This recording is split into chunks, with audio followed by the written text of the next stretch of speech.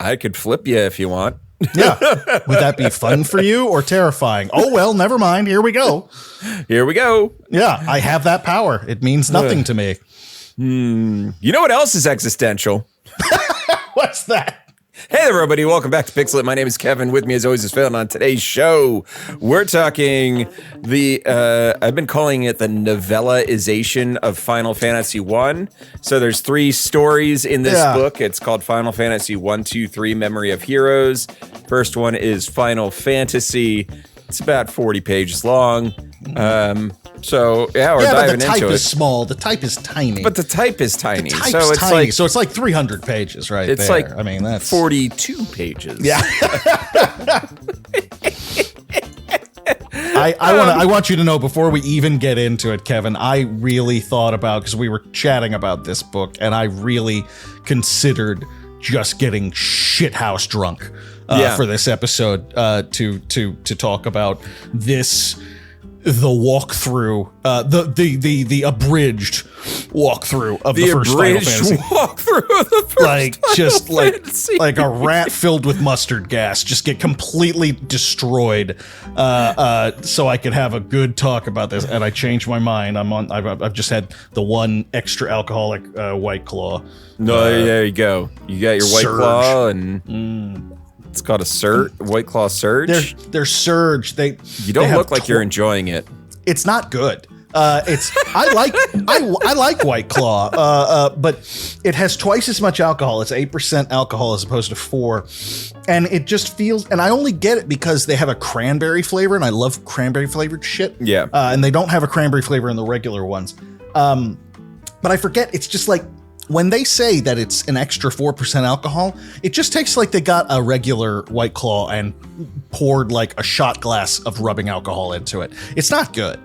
No. It does the trick, but it's not. I don't enjoy it quite as much. But this is what my gas station had, and you know, when you're a fine connoisseur of liquid libations, you must go to your gas station. You must go to your gas station. You must, sir. The shadier the gas station, the better. Ooh, the better, absolutely. Ooh. It may have been on that shelf since the last administration. Yeah.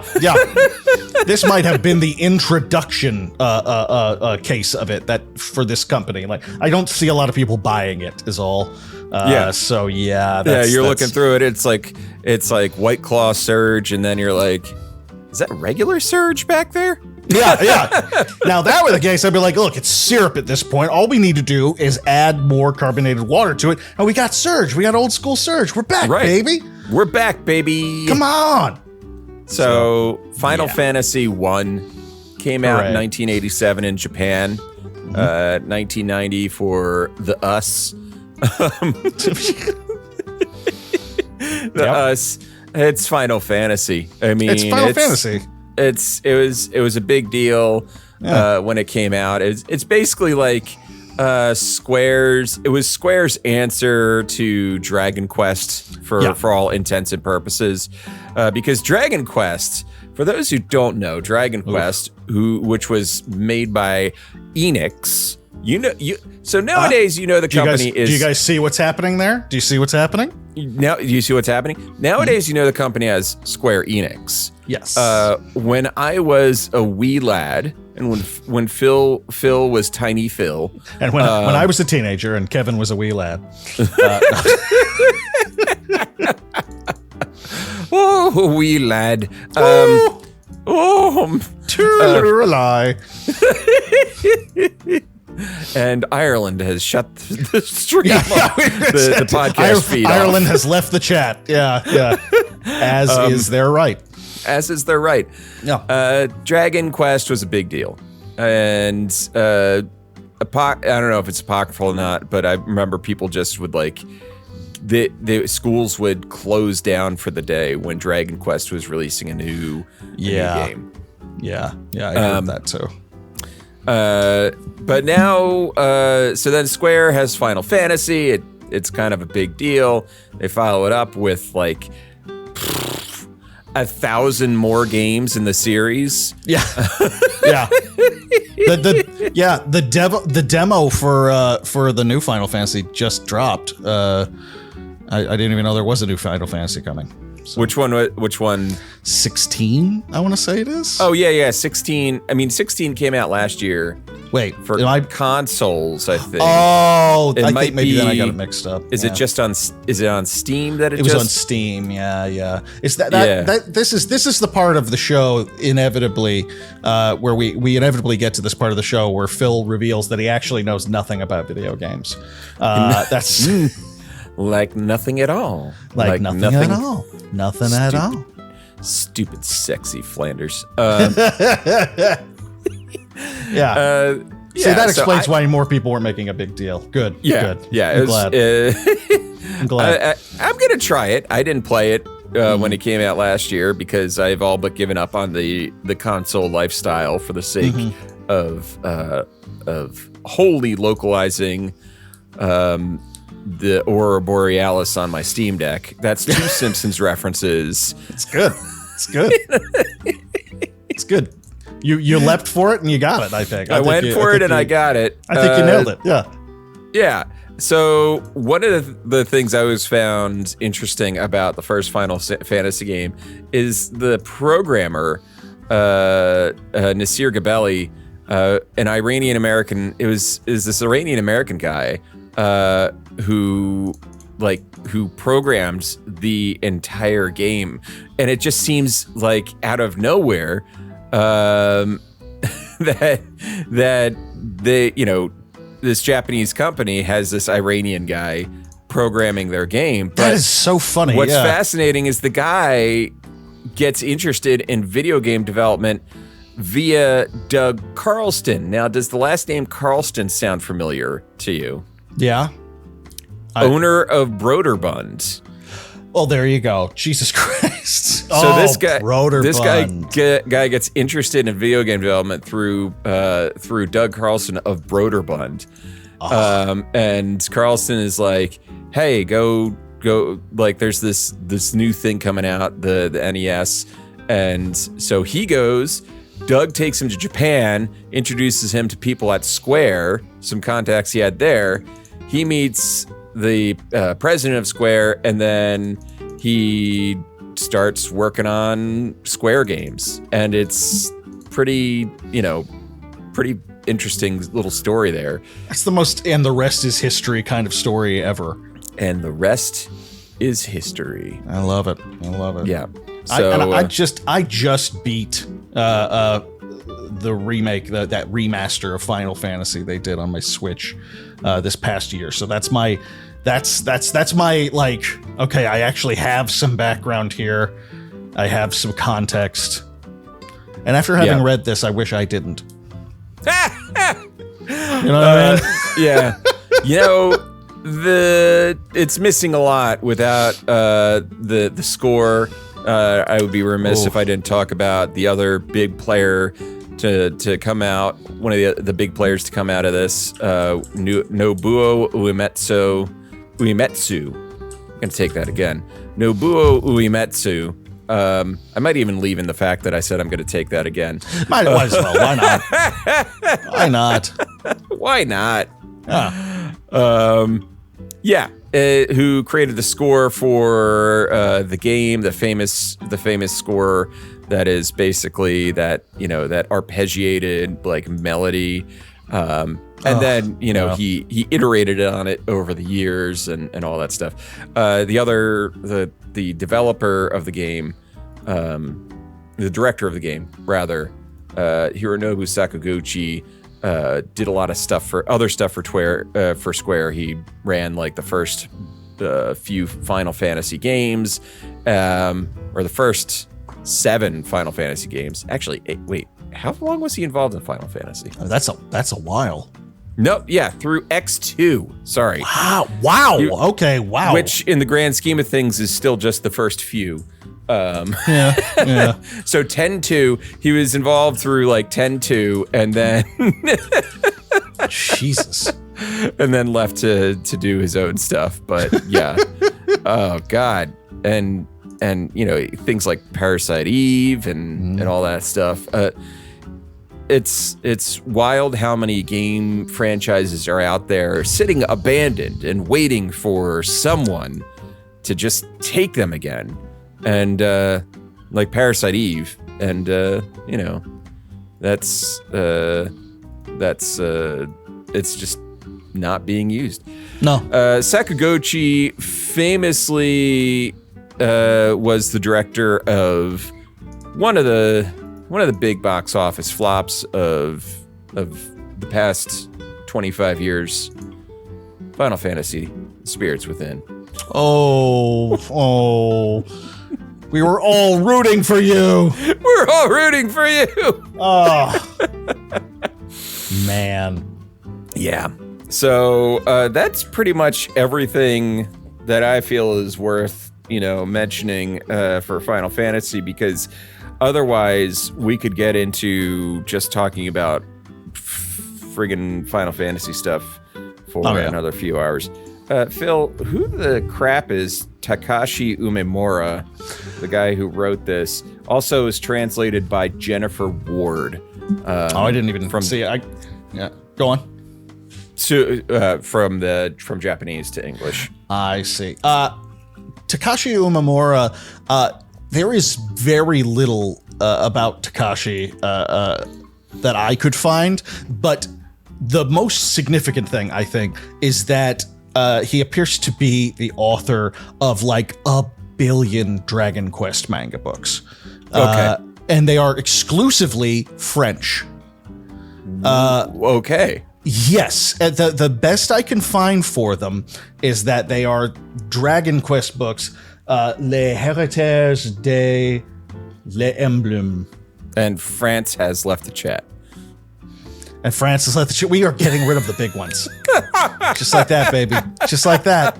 Just like that. But they're just, it's kind of wild. They're all these French edition books that are translated. They're, I believe they're manga, but there are 30 plus of them here.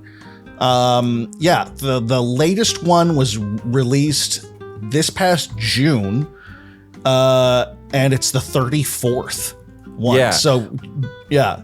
It's weird. Why is there no version of this in Japanese? I don't know. That's the thing. I have no idea. All that is out there is the French version. Right. It seems that this and it kind of feels like, and I haven't looked this up specifically, but I have a hunch that this book, that the Final Fantasies 1 through 3 Memory of Heroes book, is also translated from Japanese. We know that much, but I bet you money there's no Japanese version of this. I have a suspicion that, Square Enix wanted to pick the author specifically and wanted a Japanese person or a person who is in with the world to write it, but it was being exclusively released for foreign countries. Sure. Kind of the way that Mystic Quest was the America Final Fantasy game because they didn't think we were smart enough for it or something like that, right. Yeah. That's my suspicion. It would take very little work to confirm or deny this, but that's my suspicion, and it's so funny that's it. It's just the French. Huh. It's weird that there's not a whole lot of stuff that comes up. Even on like Anime Planet, there's an Anime Planet result that shows him as the author of 4 books. Yeah. And they look interesting. Based on the covers.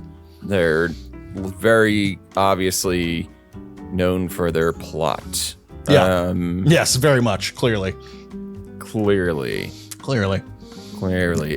It's just French editions, as far as the eye can see.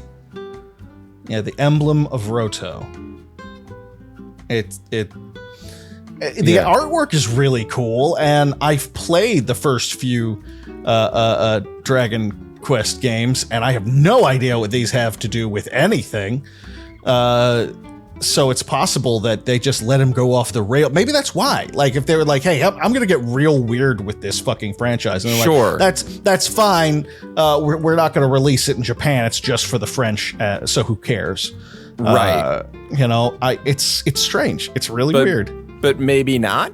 I don't know. There's always a chance that here's the weird thing is that there's always a chance that the results just don't show up in Google because the results are not in English. Yeah, that's true. That's true. And yeah. Because I found that before where you have to like figure out what the kanji for a person's name is and then search that. And then sometimes you might get some results, but I don't know in this case just because there is nothing out there.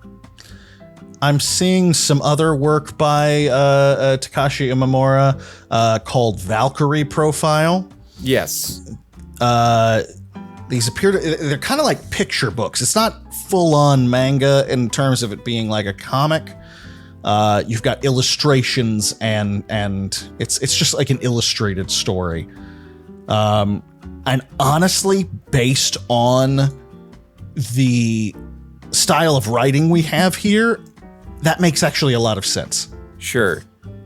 Because it does feel like, and we're going to get into this obviously, but this feels like it's meant to be carrying something else. And by that, I mean something more immediate than just like the video game we're all thinking of when you're reading this. Sure. It feels like something else was supposed to be there. Yeah, I totally get it.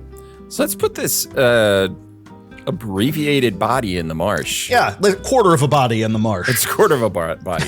A leg or a couple of legs. When I tell you to dump a body in the marsh, you dump them in the marsh. All right. So in chapter 1, we are introduced to the warriors of light, the light warriors, so to speak. In this, they have names. They are the default party of a fighter, a thief, a white mage, and a black mage. Classic. And their names are Cetro, Zalver, Flora, and Teal, or Toll, or something like that. For the sake of that's the fighter, the thief, the white mage, and the black mage. Yeah. So they have no memory of anything that's happened to them. They're just walking through the wildlife and like, there's a castle. Let us go to it, and maybe they'll give us a bed. No, they're awfully nonplussed about having no memories of who they are. No memories whatsoever. They got some crystals hanging around their neck. Yeah. But that's about it. So they get there, and there's a guy. What I really like is it's a little detail that we really don't get with any other character in the book, that this guy is in the town square working himself up into a lather. He's got spittle on his beard, and he's like, the darkness is gonna blah blah blah. And he's like, you there, you 4 new people who have joined the crowd listening to me, you look like the warriors of light, you need to go talk to the king. And they're like, well, I guess we're talking to the king now. Yeah. It's so like first edition, first game of D&D you ever played when you were like 13 with your friends.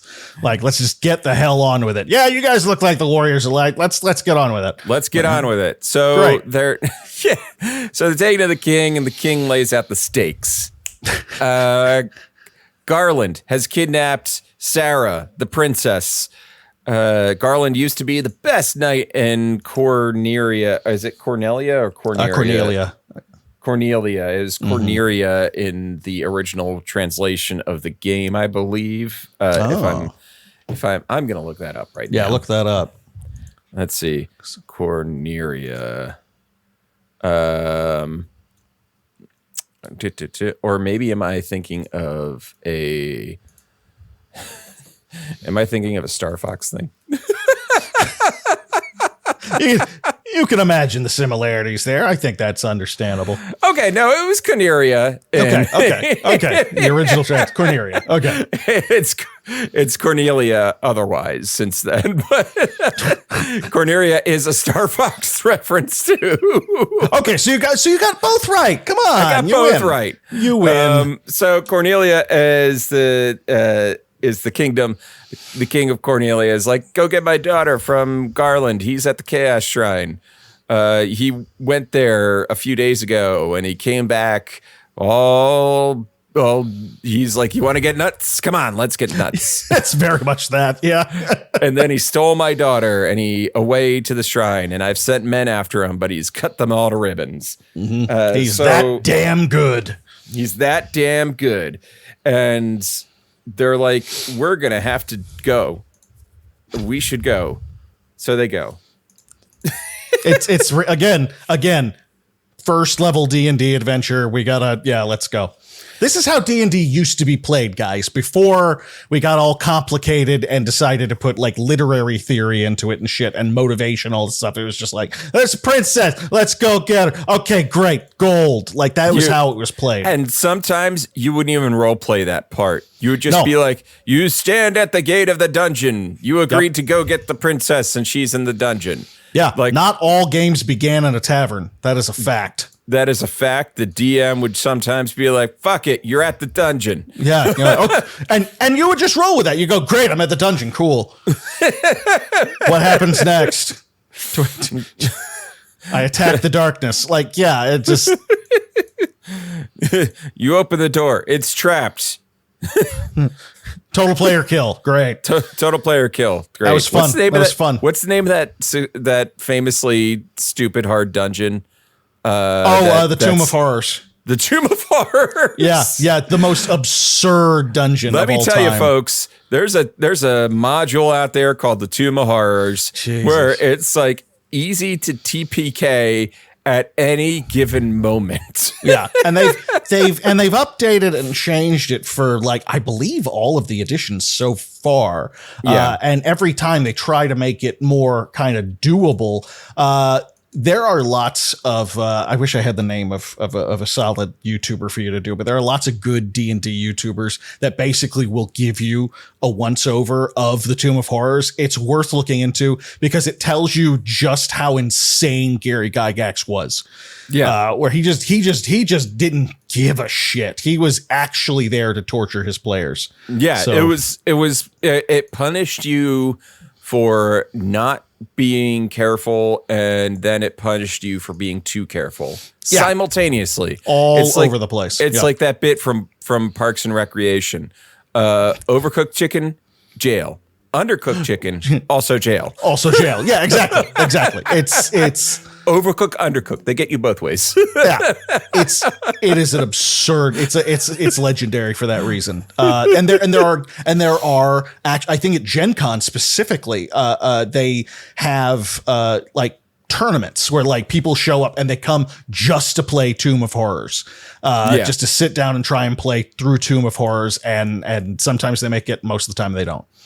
Might it be the Dark Souls of D&D? Oh, I smell a video essay from 2012. Yeah, nice big think piece for the aughts. Big think piece. Come on. Oh, I could get so internet famous by taking a time machine and being the first person to write that. Oh boy. But then you would have been internet famous at a specific time that we would have come. By the time we got here, you'd be on the. They'd be writing think pieces about how you used to be awesome and now you suck. Yeah, they would have angry video game nerded all over your ass. Dan Olson would have made a video about how he doesn't know me. And what an honor! To be honest. Oh God, Chaos Shrine. They get in there, and we really get we get some description of the dead bodies. Then they talk to Garland, and he's like, "Oh, I'm a bad guy." He's just Willem Dafoeing all over them. He's just here to chew the scenery and be evil. He's basically doing the Green Goblin. Yeah, he's doing the speech in front of the mirror, but to actual people. The Chaos Garland. He's I love that man so goddamn much.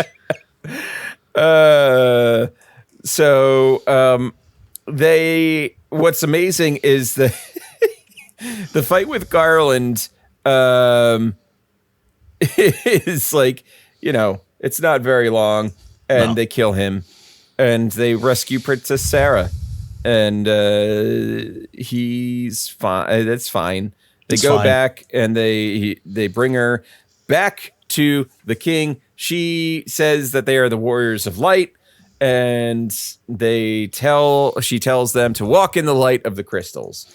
That's great. They get on a ship, and what's amazing is that this book somehow abbreviates the first 25% of the game into a few sentences. Yeah. So for those of you who recall playing the first Final Fantasy, you save Princess Sarah, you take her back to Cornelia. The king's like, great, we're going to repair the bridge so you can get to the other continent. You go to the other continent, you talk to the witch, you continue down the coast, you get to the town where the pirates have overrun it. You get to you kill the pirates, you kill the pirate BK. You get your ship. You get your ship. Yep. You help some dwarves. You do you got the elf kingdom, it's a whole thing. You got this guy named Astos. Astos. Astoast. I believe is how you pronounce it. And you get all that pretty much summarized in a half of a page. And I gotta tell you, I hate to be that ornery old man, but it's so disappointing for a lot of reasons. But the big one for me is, as you mentioned, for those of us who played this game for the first time, but it was relatively new and we didn't have a lot of experience with this and everything, you played up to Garland and for some people it was a little difficult. It was a little challenging, and it wasn't long. It took you about half hour to get through that and everything. And then they build a bridge to the rest of the world. And it was a feeling similar to a lot of games where you cross that bridge and it gave you a cutscene and it makes you realize just how big this world is. And the score starts playing. Yes. And the score, it's beautiful. And it's you got the Warriors of Light posing on the bridge. And it's you are going out into the giant open world, and you do. And it made you feel like you're going on a goddamn adventure. It made you feel really good about what you're about to do. It got you excited. And this is just and that happens over there. It's no, come on.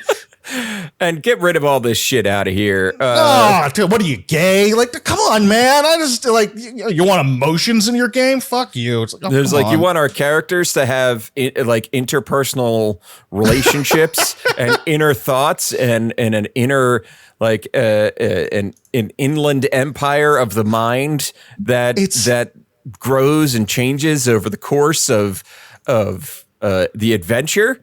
Yeah, no, fuck I don't you. think so. Fuck you. Who do you think you are? Who do you think you are? Here's the beats, and we're gonna cut these beats and pray we don't cut any more. Right, exactly. The Darth Vader school of writing something. That's exactly it. And it's such a bummer because I didn't look at this. This came in the mail, and I didn't look at this and go, all right, we're in for something good, we're in for something pretty epic, like the last couple of things we've read. No, I knew that we weren't probably getting into anything major, but come on, it didn't even try to evoke that feeling. It just such a bummer. Yeah. It's the fact that you can abridge Final Fantasy 1 is absurd. It is. Carrying it on. Absolutely is. So they get to a town, and basically the guy is like, there's a vampire who lives in a cave south of here. He is ruining the earth, and they mistake the vampire for being the guy responsible for the corruption of the earth crystal. So they go into the cave, and they kill the vampire. They defeat the vampire. There's actually a fun little moment, probably the most fun moment of where we get a description of the thief dodging behind the vampire and slitting both of his Achilles tendons, but then nothing happens. No blood flows or anything like that because he's just a vampire. Right. But we get good reminders of like, well, the white mage is very good here because she can cast the spells like Dia. Cure and Dia hurt undead creatures. You know what it made me think of? It made me think of the little hint things you run into in the Worlds of Power books. Like, except it was just worked into the writing in a very straightforward way. It was like trying to teach you how to play this 25-year-old game when this book came out. Yeah. So they kill the vampire. They leave. The curse is not. Things aren't better. They got to get back into the cave. They got to go further into the cave, and they do. And they do. They go further into the cave, and they find a preening skelly man, a lich. A lich. Oh, poor lich. By the way, almost every Final Fantasy enemy is a Dungeons and Dragons enemy. Yes. Yeah. Sometimes they even take the time to rename them. But not always. Not always. Enter the lich. Yes. But you don't have to do anything with phylacteries. It's a phylactery, right? That's the phylactery. lich. Yeah. You just got to hit this one hard enough. You just got to hit this one hard with the spells and your swords and all that stuff, and he dies. That's what he does. Well, that's what the characters do in the book. They hit him hard, and the way they kill him is kind of neat. The fighter character cracks open his skull with his sword, and then the white mage casts the like daylight spell, the Dia spell, into his head and causes him to explode. It is a pretty nice touch, I have to say. That is a pretty good touch. Yeah. So victory had been won at what cost? They light up the earth crystal, and they continue on. That's what they do. And it's just compelling stuff. It's compelling stuff, people. Yeah. They continue on. They get back to the town of Melmond. Melmond.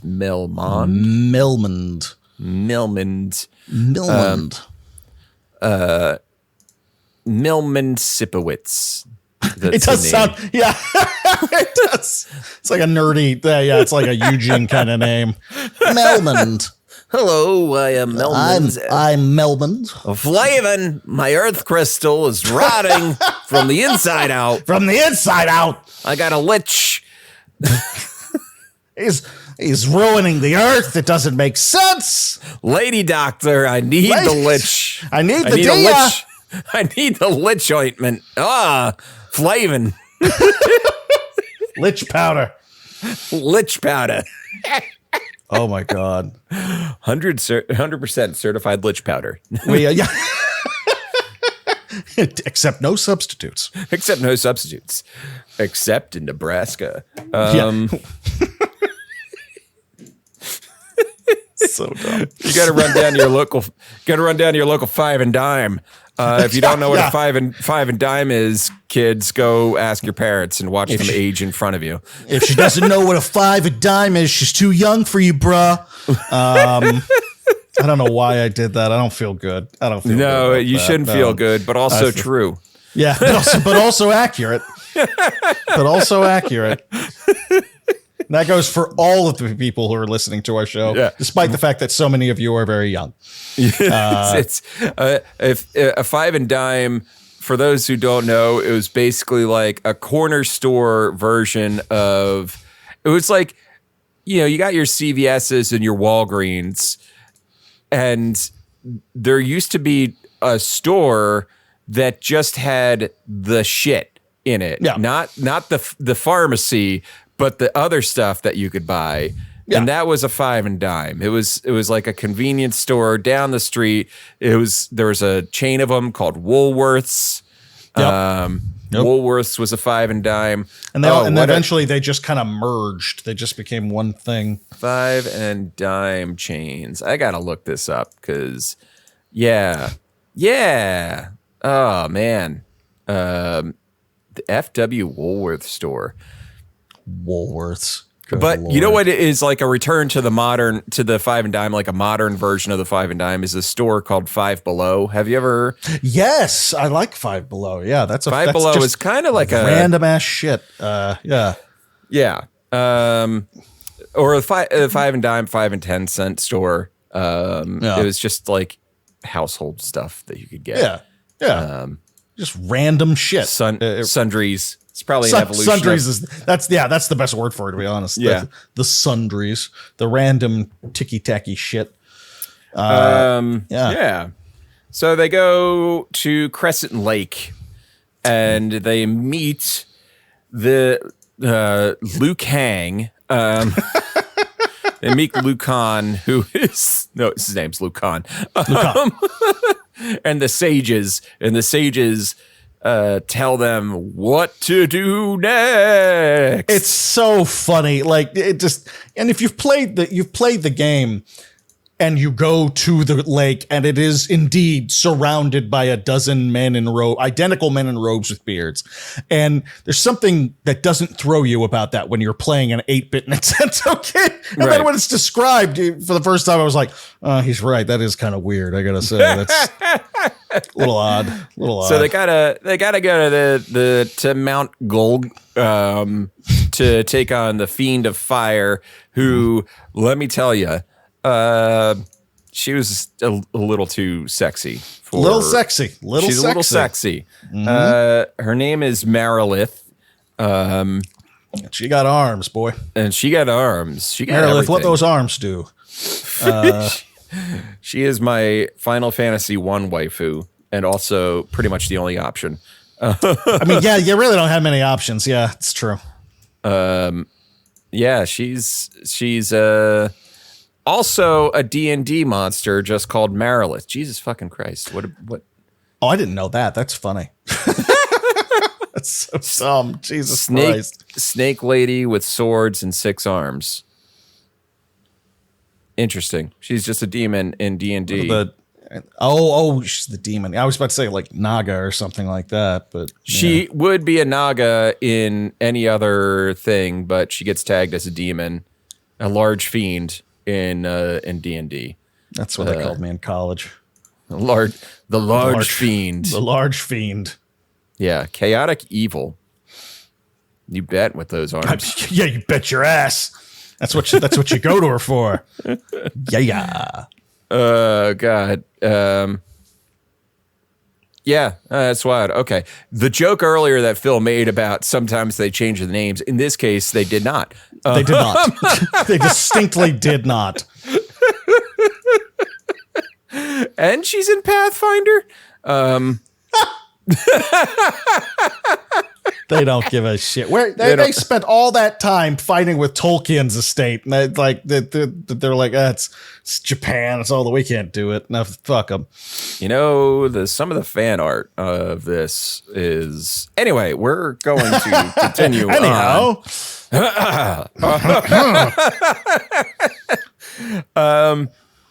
not only did she have 6 arms and stronger magic than Tail, she was physically stronger than Cetro and faster than Zalver. How are they going to win? The power of friendship. It's the most nonsensical sentence you've ever said out loud on this show. That must be what it feels like to be the boomer parent of an anime fan or something. It's like, well, she's got the power of Zalver, but her power levels are +3 to Striko. You know, but she's slower than Beefwa the Magnificent. You know, it's like, Jesus Christ, what are you talking about? So when I first heard the word Riz and someone referenced the Rizzler, I was like, and then I didn't have anything else. I just said for a long time. I just turned into the skeleton like at the end of the Last Crusade. Just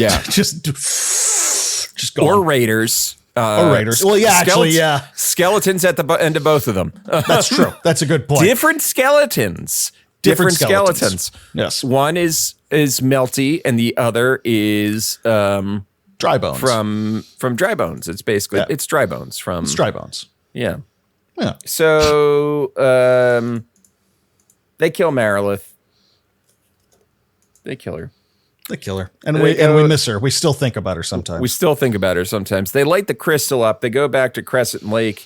I forgot to mention, they get the Levistone, which yeah. I believe was called the Floatstone. Floatstone when I played it. Yeah. Yeah.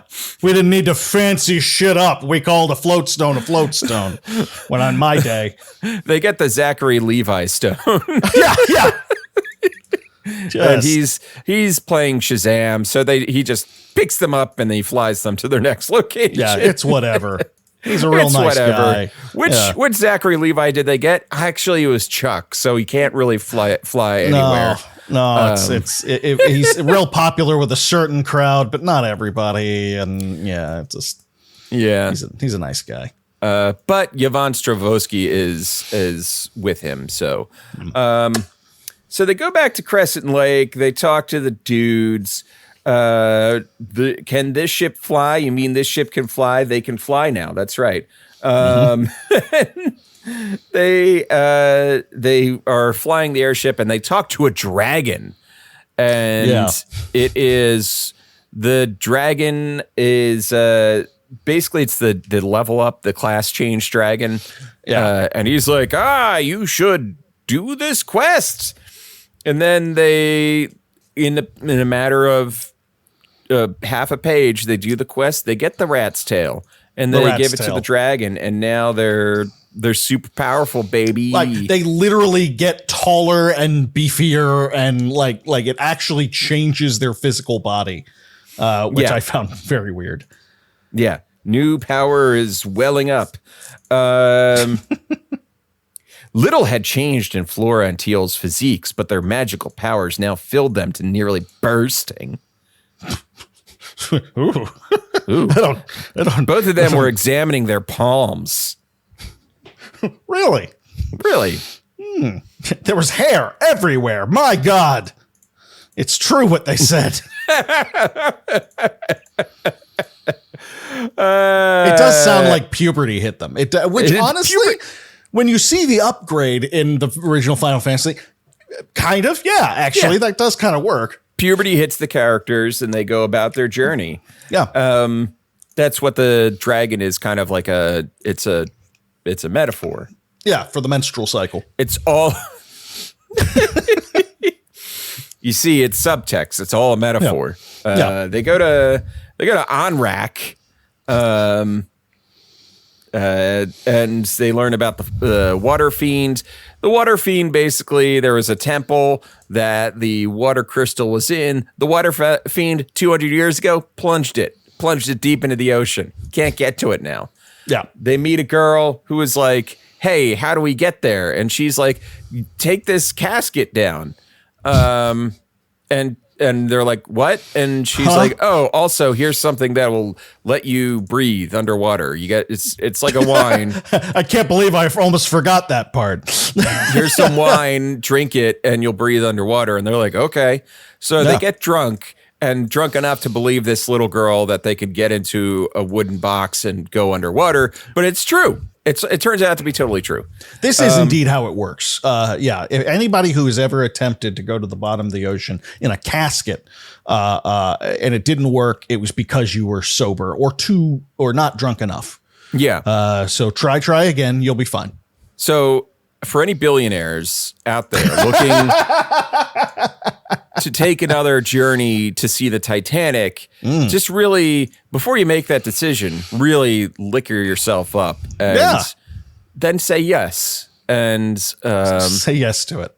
And just get on that tiny little submersible that is rated for about 5 meters. Yeah. Invite some orcas along just for the fuck of it, just to be safe and sure. Yeah. They'll help you out. They are wonderfully helpful. They're wonderfully helpful. And so they meet some mermaids down there. We get a little background as to how if the water crystal is not dealt with, if the water fiend's not dealt with, the sea will become darker and more still. And soon the mermaids will turn into sea foam. Little Hans Christian Andersen there for you. Hey. Little mythology reference for you. Little Mermaid reference? Yeah. Original Little Mermaid, right? Little Mermaid, yeah, the original Little Spoilers Mermaid. for the end of the original Little Mermaid, but she turns just so into... you guys know. She fucking dies. It doesn't work out for her. She turns into sea foam.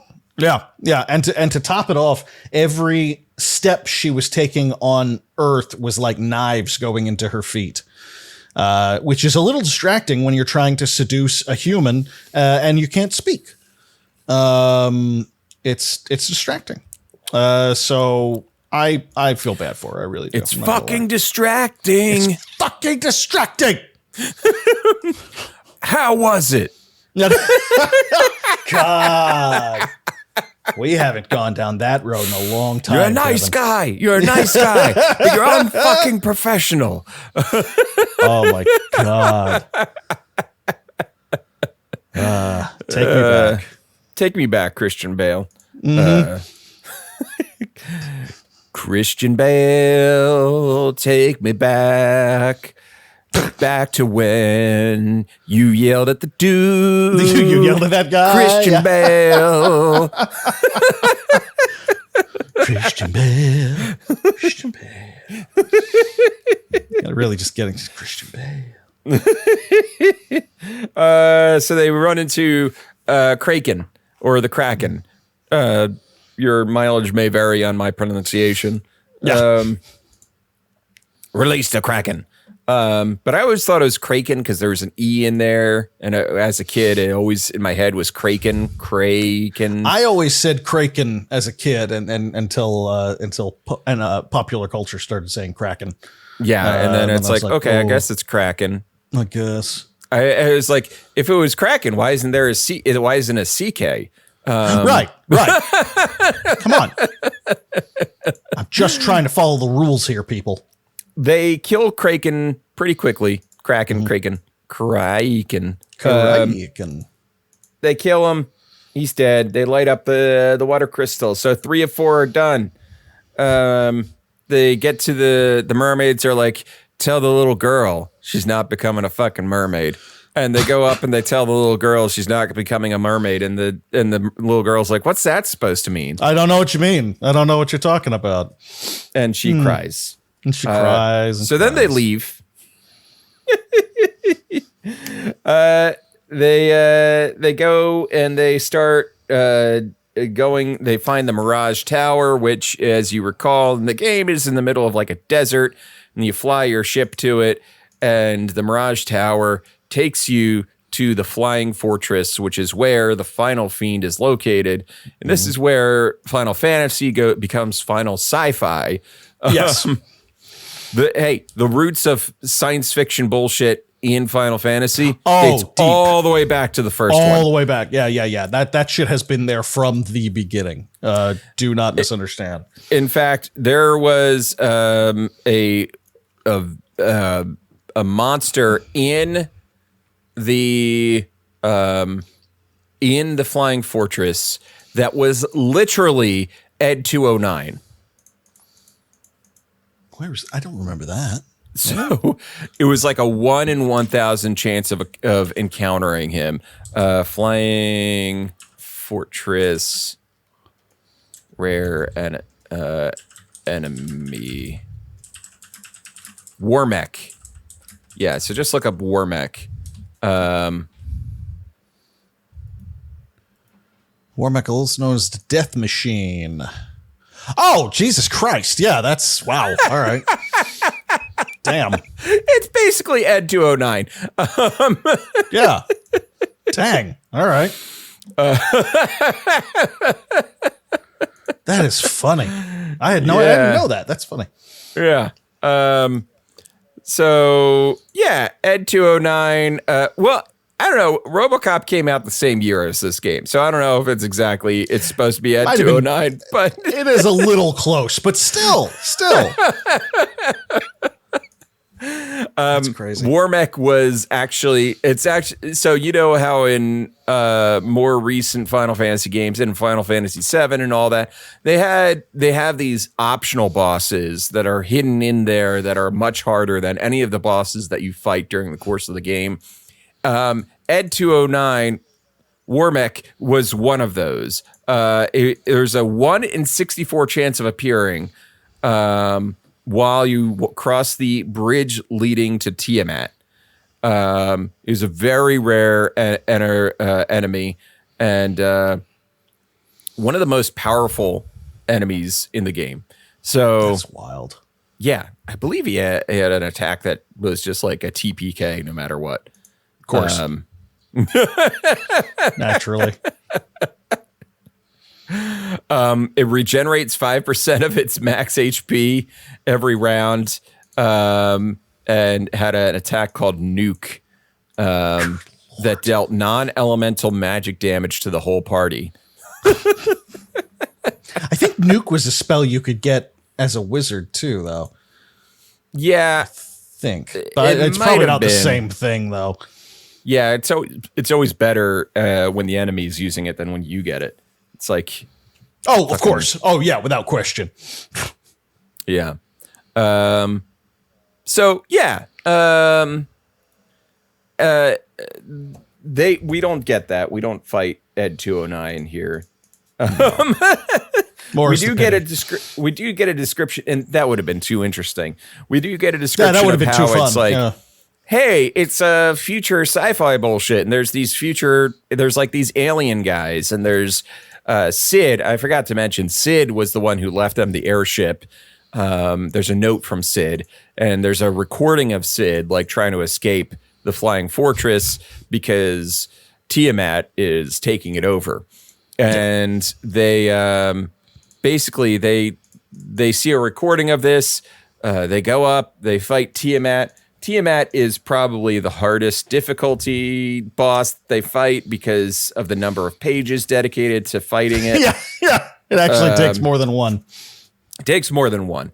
It takes like 4 pages to fight Tiamat. But after cutting off all her heads, they get her. She has 4 heads. No. Tiamat, another, but I mean, Tiamat is much older than Dungeons and Dragons, but I think that in Tiamat as a multi-headed dragon is, I'm just wondering if that is just like the literal Dungeons and Dragons. Yeah.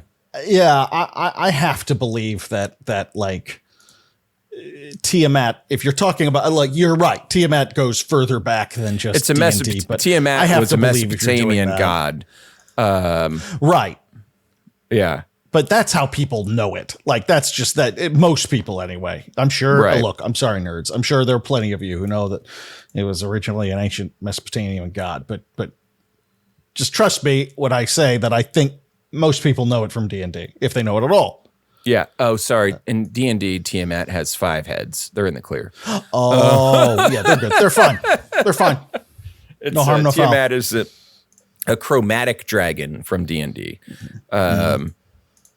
Yes. So anyway, they kill, they heal. They're beat up a little bit, but they heal. But everything is still ruined. Shit's still bad. All the crystals are back. It's like, hey, if it's like an allegory to climate change. Are you saying if we stop doing everything bad right now, everything won't be fixed right away? Fixed immediately, and then where will you be, libs? It'll take decades to reverse even the reverse the damage that's been done. Anyway. And all the wrong people will take advantage of that fact and pretend that that means that it isn't working and it's not worth it. Fools. And we should terraform Mars. Yeah. And then the revolution still doesn't happen. Yeah, it's wild that Elon Musk is so hell bent on like conceptually terraforming Mars. We're like, buddy, you own an EV company, but you're cozying up with the right-wing grift machine and like fucking Elon Musk. You first, Musk. Go on up there. Yeah, There's so many cyber trucks in Boca Raton now. Oh, I have seen. I imagine more Richmond than I has expected to see. I imagine Richmond has their fair share at this point. I saw I think it was purple in South Dakota recently. I didn't know they came in multiple colors. I don't think they do. I think you have to get them like the shrink wrap stuff put on them. Yeah, that makes sense. I saw a matte black one today. Yeah. That's just what a shame. What a shame that exists. They go back to Lucan. The sages do their bullshit again. Basically, they got to go back to the Chaos Shrine because the problem didn't just get solved now. They got to solve it at its source 2,000 years ago when Jesus died. Jesus. So they get back to the Chaos Shrine. It's easy because you got an airship now. You were just there. You were there 40 pages ago. It's no big deal. You were there 40 pages ago. It's not that hard. So they get in there and they touch a thing and it sends them back to the past. And suddenly they're there and all the fiends are there too. And Garland's like, bah, ha, ha. And the fiends are like, who are you guys? Why are the warriors of light here in an age of light? And they're like, why aren't you attacking us? And the fiends are like, we're not evil yet. Yet. And then Garland casts a spell to make them evil, but also to absorb them.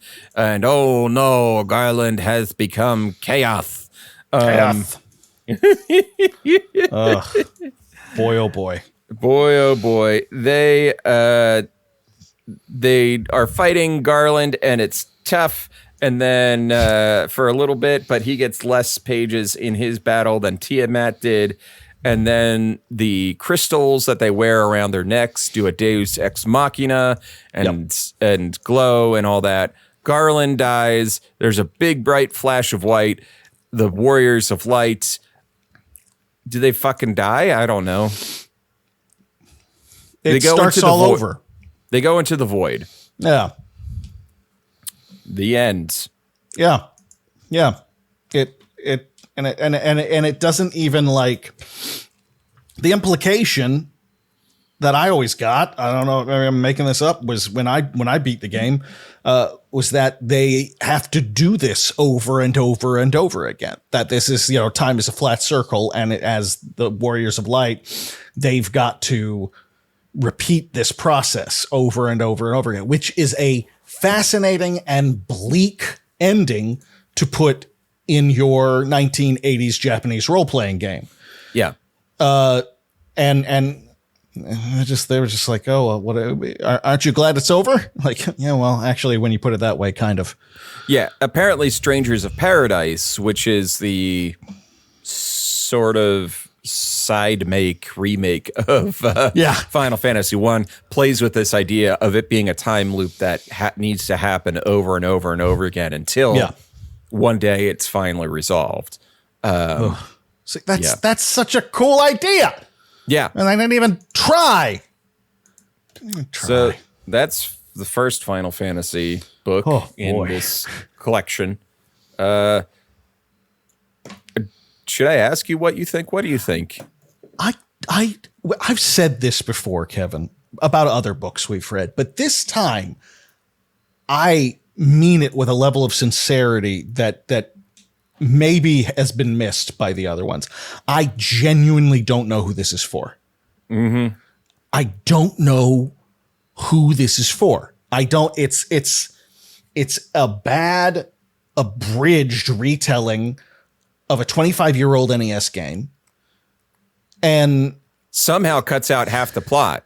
Yeah, cuts out half the plot, half the interesting shit, and Final Fantasy has adventure and all kinds of fun stuff. That if you actually did a straight up novelization, it could still be dull in the sense of like, well, we just why don't you just play the game? Yeah, but at least it would have some moments that are there's something you could do with that. But this is just like this washed out, watered down version of it that doesn't do anything new and actually eliminates some of the stuff that makes it interesting in the first place. So I don't know what this is for. I don't know who's this is supposed to satisfy or interest.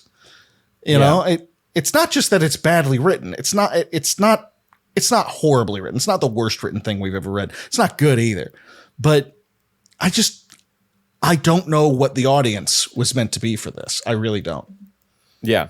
No, I totally agree. I do not get I don't get the audience. I don't get the why. I feel like if you wanted to put in the effort, you could have made, I feel like I could crank out a 300-page book based on the first Final Fantasy. If you just said, here's the events of the first Final Fantasy, here's the characters, just like do whatever you want to get through these beats. And I'd be like, okay. The outline's written for you. Here you go. Here are the beats. They have to end up at these following locations, like in order, right?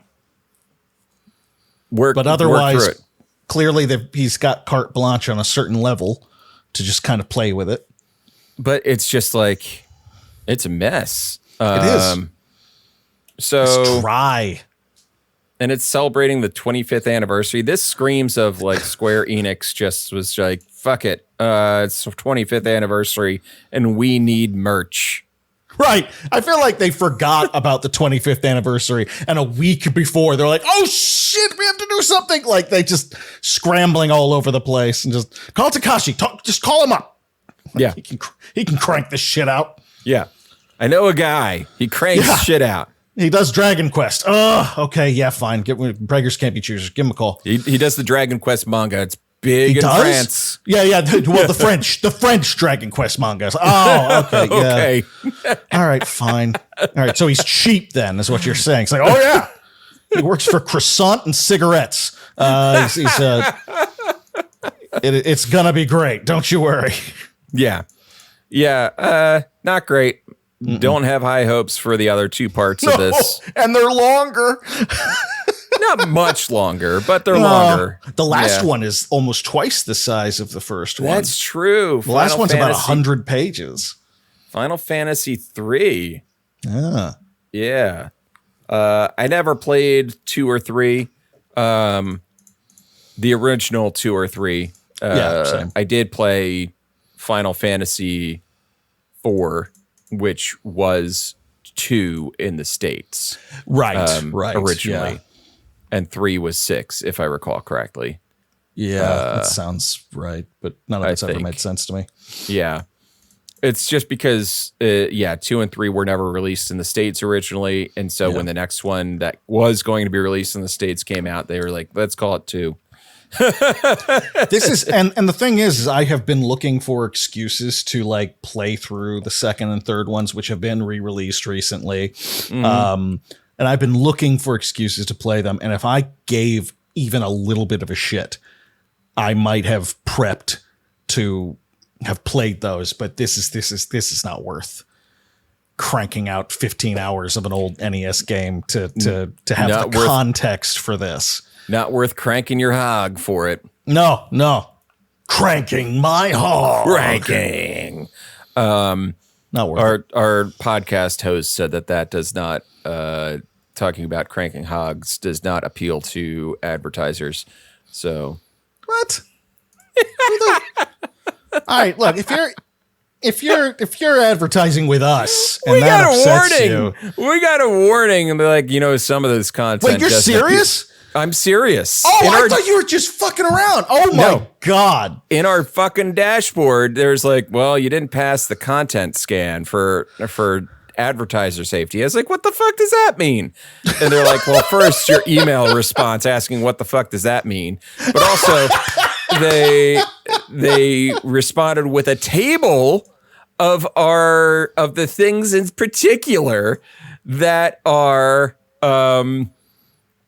that like advertisers would feel uncomfortable with. So was it the leftist shit? Tell me it was the leftist shit. No.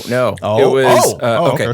Borderlands: The Fallen Part 2, flagged content. Is he talking about the tutorial level? What the fuck is that? No, it's like, no, he had entered her and she was all for it. She was pumped. We find out Vance had a big old hog and he's cranking that hog.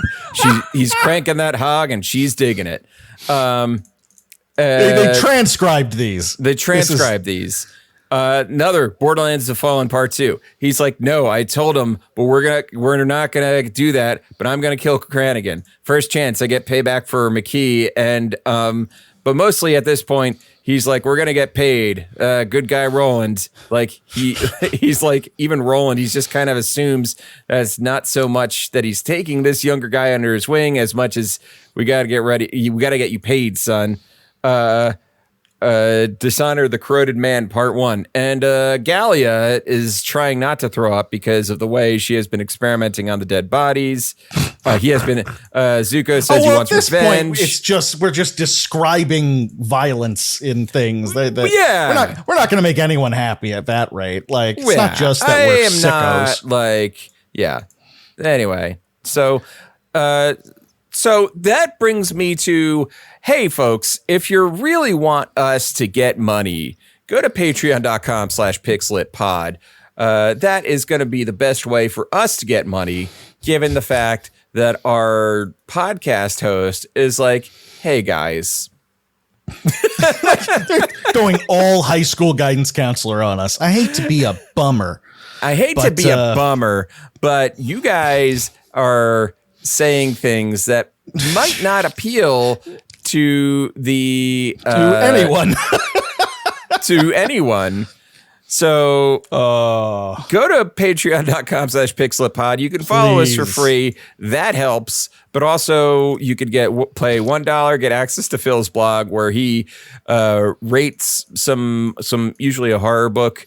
$5 a month gets you ad-free episodes and the pre-show bonus, and $10 a month gets you shouted out to on every episode. So to that end, I want to shout out Friendly Friend, Jesus Loves You, Kyle Seaman, Ruthless Mutter, and our brand new $10 tier member, Hallelujah. Middle of Things. Thank you so much for joining and being here and being awesome. Thank you. Thank you. Thank you. Phil, what are you playing? I play. Okay, all right. I played a few things. First, I very quickly played a little tiny bit of Warhammer 40,000 Speed Freaks. Okay, which is a free-to-play orc racing it's not really a racing game, so it's almost like a battle royale game in trucks and cars and stuff like that. On its face, it sounds like it should be perfect. Like that's exactly the kind of thing you expect. But it was really dull. What I played of it was just really dull. It's been done 1,000 times before. It's filled with microtransactions, which of course it is. It's a free-to-play game. That's fine. But right. It's like it just didn't interest me in the slightest. It feels pretty slapdash. Again, I literally played like one game of it, so I'm not an expert or anything, but I have a hard time suggesting it. Sure. I played a demo for a game called We Harvest Shadows. Okay. This game really interested me. It is basically a farming simulator with a storyline, and the storyline is that you are this guy who's going through something of a mental collapse, and you on the spot buy this farm, this busted up old farm, and you're like trying to change your life and just start all over. And during the day, you do a lot of the same things you do in these farming simulators. You like plant tomatoes and raise crops and build fences and shit like that. But at night, like horrors lurk around the corner on the farm, and it's a very, very interesting combination of things. It's one of those games that you play, I'm just like, was this made for me specifically? Yeah, no, I was about to say, if you like that kind of stuff, not you, but the audience, go buy Phil Keeling's Juice. Yeah, available please. from Amazon.com. Yes, please. And it's this combination of horror and owning a farm, and it's like and I'm just like, this feels personal. And I have to say, there's a lot of potential there, but it doesn't feel pulled off fully. The daytime stuff feels so similar to every other kind of craftathon sort of survival game you've played on and seen people play on stream and stuff. It's a little tedious, but here's the thing: tediousness has never stopped me from enjoying a game. My number one game of 2023 was Aliens: Dark Descent, so I'm not afraid of tedium. It just, I'm gonna have to come back to it because it just didn't leave me wanting to like just bust down the door and play some more, which I really expected of it. Maybe I came into it with too high of expectations because, as I said before, all of the shit involved in it feels kind of tailor-made for me, and that's not fair if you come in with those kind of expectations. So I might have to give it another try, but it's interesting, and I feel like there's probably an audience out there of people who would really dig this, who aren't kind of burnt out by those games. So I would recommend, if you're listening and that even blinks a little curiosity in you, they have a free demo on Steam. I think it'd be worth checking out. I think I'm going to give it another go. The more I'm talking out loud about it, the more I'm like, I really should give that another try. Yeah. The game I've spent the most time this past week playing with was Visions of Mana. Okay. I got that, and I love it. I want to say this right up front. There is nothing terribly special about this game. Yeah. It is an action RPG. It's got a very twee standard issue fantasy anime storyline, with fantasy storyline cutscenes and all that stuff, side quests and upping your level and button mashing, and I love it. There's something about it that just hits the same button that the original Secret of Mana hit on me when I was a kid. That was one of my favorite games of all time, and that game, this when they developed this, their goal was very specifically to evoke that old feeling. Sure. And so and there have been several Mana games since that came out, and I haven't played any of them. But because they were making a point of being like, we're trying to go old school with this, I was like, all right, I'll give it a shot. And one of the previous episodes played the demo and ended up stopping prematurely because I didn't want to ruin the game for myself. And I'm about 6 hours in. I'm about to beat the first chapter. The storyline is interesting.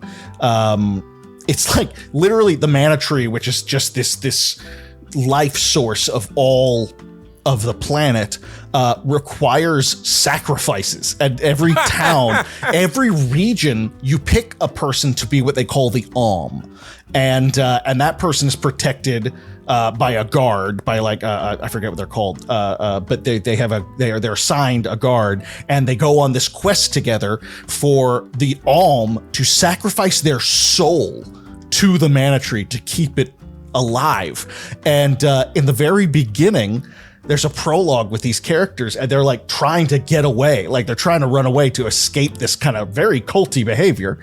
But since then, no one bats an eye. Everyone, you're building up this party of people who are being called alms, and they're all just like, awesome, I can't wait to sacrifice my soul for the sake of the mana tree. And you're like, this is weird. And if they don't go someplace with that I don't know, it's a gift right now. It has got a fucking bow on it. So what's wild about Visions of Mana, so it's the Of Mana series at Square Enix. Yeah. The developer, did you hear about this? How the developer of the game was shut down the day the game, after the game released? Yeah. Wait, after this one released? After Visions of Mana, no, it dropped, and then Tencent, which owned the studio, goes, great, shut it down. Fucking 10 cents. So even if it sold well and Square's like happy with their work, it's not like Square can go back to that developer now to make another one. Fucking Tencent is just gonna ruin everything. It's just it's like NetEase and Tencent shut it down, and I mean it's the same thing that happened with, what was that lovely game last year? It was on my top 10 list. Hi-Fi Rush. Hi-Fi Rush. Oh yeah. And Hi-Fi Rush ended up getting purchased by not Hi-Fi Rush. The studio behind Hi-Fi Rush. Yeah. Ended up being purchased. Tango Gameworks is now owned by Krafton, which is a South Korean publisher. Yeah. That one ended up having something of a happy ending, but like that's just where we are, right? With games, it's Xbox is like, I don't want them. We don't want them anymore. We're shutting them down. And Krafton made an offer, be like, hey, we'll take them. Krafton, by the way, is the overarching publishing company that does PUBG. Oh, well, there you go. Okay, that's interesting. Is PUBG still around? Are they still doing okay? I was on their side in the Fortnite PUBG. Yeah, in the Battle Royale wars. I was on their side. Yeah, I think so. They got what I remember is funny is that there was that game that was there was that game that was like, fuck, what is it now? What's the game I'm thinking of? The one with the necromorphs. Fucking, we read the book. It's terrible. Dead Space. Dead Space. Yeah. There we go. There was a game that was like kind of like Dead Space that was, I think they gave the funding to. Do you remember that Dead Space like game? Was that what was it called? Callisto Protocol? Protocol. I played it for like a hot minute. You liked that, didn't you? I never finished it, but it was like it's not bad. It's not Dead Space, but it's not bad. Yeah. Definitely didn't make it my top 10. Right. But I think there was like some weird thing where it's like set in the PUBG universe or something like that. It wasn't actually set in the PUBG universe, but I think it was funded. I think Krafton gave some of the money for it. And maybe I'm making that up, but Callisto Protocol. Just checking it. Yeah, publisher Krafton. Okay. That's so funny. So, but that's a goddamn tragedy, because I gotta say, this game, as far as I can tell, is not getting a ton of attention. Sure. It's not, as I've said, it's not the most unique game I've ever played. I'm really enjoying it, and I think anybody who likes those old school action RPGs and enjoys Secret of Mana or anything along those lines could get a lot out of it. So I'm gonna recommend it to anybody who's interested. Nice. So Kevin, what are you playing? I have been playing Tactical Breach Wizards, which tell me more. Yes, I think you would really like it. It's a fights in tight spaces / XCOM style game, except it's funny, and you have these wizards that you are controlling, and they're so you start out with the first character you get is a freelance witch. So she does she has some like electrical spells and that she does. she has a static cannon. Basically, she just like focuses her lightning spell through a little gun, and it just so she can direct the lightning bolt. And most of her spells are around knockback. So you're like, one of the stats that's counted at the end of a round is defenestrations. Oh, I love it. There's another guy, Zan, who is able to see into the future a little bit. And so using him, you can preview, you can set up your turn, and then you can preview the rest of the turn. And if you don't like what happens, nice. You can rewind the turn back to the beginning. Oh, that's pretty slick. I like that. Yeah. And then the third one, I think there's 5 wizards that you get throughout the game. I only have 3 of them so far. The third one is a necromedic. Oh, that's funny. Okay. She is able to rewind a body back to the state it was in 1 hour ago. Oh, neat. That's a fun idea. But she can't do it to somebody alive. So okay. You have to be dead. So what she does is, when you're introduced to her, your characters have been poisoned.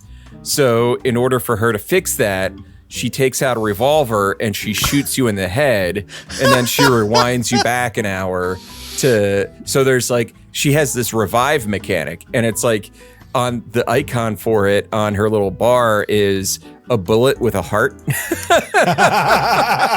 Oh, that's good. I like that. And then she also has this thing called Gary the Skull, which it's a bouncing attack. She can throw the skull and it bounces around the room. I love that. That's fun. I want to play a D&D character based on that. That's super fun. The necromedic is amazing, an amazing concept. That is fun. And I just love her in general. So yeah, Tactical Breach Wizards. The game, I've had some real laugh out loud moments reading some of the dialogue in the game. Oh, I gotta check this out. There's a moment where you're standing outside a room ready to breach it, and the one guy is asking Jen, I believe your character's name is, who's in there? And she's like, oh, that's Steve. He's a real fucking asshole. And then from the room, you see a little text box say, well, fuck you too, Jen. And be like, and then it's like, he's a real fucking asshole with apparently good hearing. Oh, that's good. That's good. I'm gonna have to check this. Is that just on Steam? Is that on Switch or anything else? I have no idea what else it's on. Tactical Breach Wizards.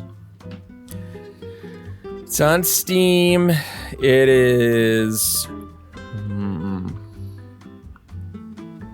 When you search Tactical Breach Wizards, one of the top videos that comes up is Northern Line playing it.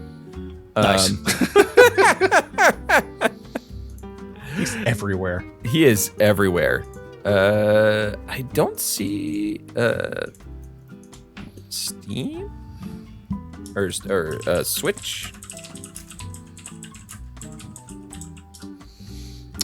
Not yet, as far as I can tell. No. Okay. That looks really worth taking a look at. That looks fun. It's worth it. Is it the same guy who did Into the Breach? Oh, good. Oh, see, I loved Into the Breach. That would be very good. Let me see. Suspicious developments. Heat signature. That looks interesting. Oh, Gunpoint. It's the same team that did Gunpoint. Oh, Gunpoint and Heat Signature. Got it. Yeah. Cool. Yeah. Yeah.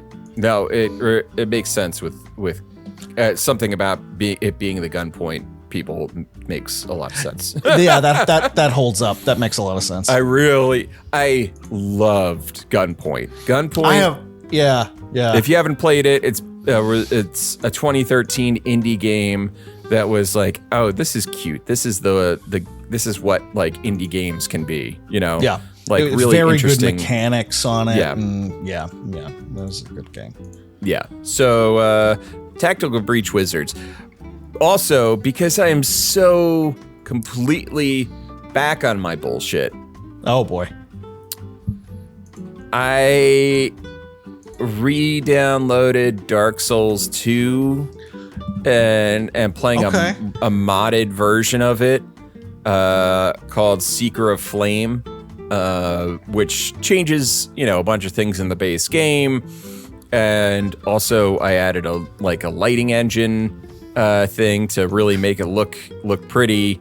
So Seeker of Flame updates the controls so it feels more in line with like an Elden Ring or Dark Souls 3. And then the lighting engine just makes it look gorgeous. And I added some high res textures to it. I was like, you know what? If I'm gonna do it, I'm gonna do it fancy. Just make it extra pretty. I love it. I've been playing it for it's like I put in like 90 minutes recently. Almost entirely that's been in Majula, me just testing graphical settings. Yeah. But yeah, so Dark Souls 2 Scholar of the First Sin with the Seeker of Flame mod and light engine and HD texture packs and all that stuff. Good stuff. Also, No Man's Sky for some reason. Oh, No Man's Sky. All right. Yeah, it's back, baby. Is this the third time that I've bought it? Yes. Will I return it this time? We'll see. Maybe. Also probably, yes.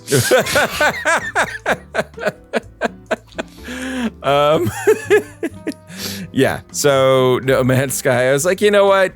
It's gotten a lot of updates. Maybe I should actually try it. I mean, No Man's Sky, you got to give it to him. It is a survivor. That game has it weathered through some serious horseshit. Fought and clawed its way back from like a disastrous launch into relevance. Absolutely. And now every time they do something, they're like, no, please guys, stop. You don't have to give us free content anymore. It's just, it's the game studio that is mea culpaing itself for a decade at least. Absolutely crazy. Yeah. Also, I don't think we talked about this. Did I tell you that I played and beat Slay the Princess? No, I think you mentioned at one point on one episode that you were going to download and play that. Yes. I'm very curious about that one, so I'd love to hear what you have to say about that. It's an interesting game. There's a lot of ways to play through it, and I'm sure there's a lot of there's so many achievements. There's 97 achievements. Jesus Christ. It's an interesting game. I think I beat it. Yeah. And like one of the main ways to beat it. Basically, it gets real weird. I think I kind of fucked up by making it weird almost right off the bat. Okay. Because it's like the idea behind it is it's got real Stanley Parable. Like the narrator is telling you what to do and you're just doing it. And then the narrator's like, why the fuck are you doing what I told you to do? Or why aren't you doing what I told you to do? Stop that. Right. So right off the bat, with Slay the Princess, I was, spoilers for stop listening if you don't want to hear things about Slay the Princess. Right off the bat with Slay the Princess, I was like, nah, fuck it. I'm not going to do what this guy says. I'm going to turn around and walk away. And I did it. And it's like, it gets into some weird glitch horror stuff. And then. Oh, good. Like, I'm sure you loved that. I love that. And then the game like crashes and you start up and then it's like Slay the Princess. And it's like, all you can do is go to the cabin. Like it won't let you like, so, but, or you've already broken the fourth wall of the game. Like, instead of like warming up to it or like playing around with it for a few rounds in different ways, I got to that fourth wall break right out the gate. And I feel like that might have changed my perspective on the game a little bit. I'm not the only one. You didn't even get to like. Yeah, I didn't do the thing. I didn't slay the princess right off the bat, and I'm sure I'm not the only one. But I'm not sure how many folks did the complete fourth wall break, understand and get a greater understanding of the conceptual, weird, metaphysical, cosmic horror bullshit around it before actually even meeting the goddamn princess. Yeah. Yeah, I feel like you may have missed something there. Yeah. So, I mean, I still played through it. I played through it for about 90 minutes, hour and a half. I did a bunch of loops through the game, and collected a bunch of different endings that were required to satisfy the ending for the greater metaphysical bullshit. And then, I got credits and I was like, well, I'm sure there's more to do. And this was neat, but it also is every time I think I'm a visual novel guy, I'm like, I am not a visual novel guy. Like, it's neat, but at the same time, this is not enough visual and not enough novel for me. Right. If that makes sense. Yeah, no, I can fully appreciate. I know exactly what you mean. I keep telling myself it feels like every year for a while there, not so much these days, but for a while there, it felt like every year there was a new strange visual novel like Hatoful Boyfriend and all that other shit. Like it felt like for a while there was a new one every year, and I'd go, that's kind of funny, that's kind of interesting, and I'd get into it and I'd go, okay. Like I find myself like clicking through the dialogue as fast as possible. Don't get me wrong, Slay the Princess is really well written. At the same time, it just isn't. There's something missing for me to fully connect with it. I totally get why people connect with it. Like, right. Don't get me wrong. I understand. I acknowledge the writing's really good, and I understand why people connect with it. I played through it, got to the end credits. I was like, I don't have the urge to open it up and discover why the fuck there's 70 more achievements, though. Yes, yeah. It takes a specific kind of game to make me want to do that. Pony Island, sure, I'll stick with you, and keep and play with it and all that stuff like that. Yeah. But not all of them. Yeah. I just can't. I don't have time for all of that shit. So, and you know what's weird is that Paradise Killer verges on being a visual novel. But I fucking love Paradise Killer. It became one of my favorite games of all time after playing through Paradise Killer. And I think because there's like platforming in it, so it's more than just it just connected me. Line of dialogue, yeah. So I was like, I collect some trinkets and I platform a little bit. Give me if you give me just a little bit more game a little bit more game, a little bit more V in your VN, I'll stay with it. So I was just looking at my Steam recently played, and I just feel like I hadn't actually talked about it. You mentioned that one, I remember, and I'm so glad you brought it up. That's cool. Yeah. So that's it. That's all. That's what I've been playing. Nice. If you want to follow us, you can go type @PixelitPod pretty much on any social media platform. We're on Twitter. We're on Instagram. Hey, we have a Threads account that hasn't been used in a year, but you can follow us on there if you want. It's there.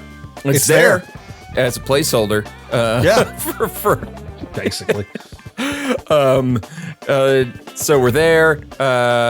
YouTube. Hey, if you're listening to us on Spotify, if you're one of the folks listening to us on Spotify and you have a YouTube account, hop on over to YouTube real quick. Just hit that subscribe button because it'll help us get to the monetization level on YouTube. Which our sponsors ain't making it happen. We need your help. You know what? Our podcast platform yelled at us, so I really want YouTube to yell at us too, about our suitability for being.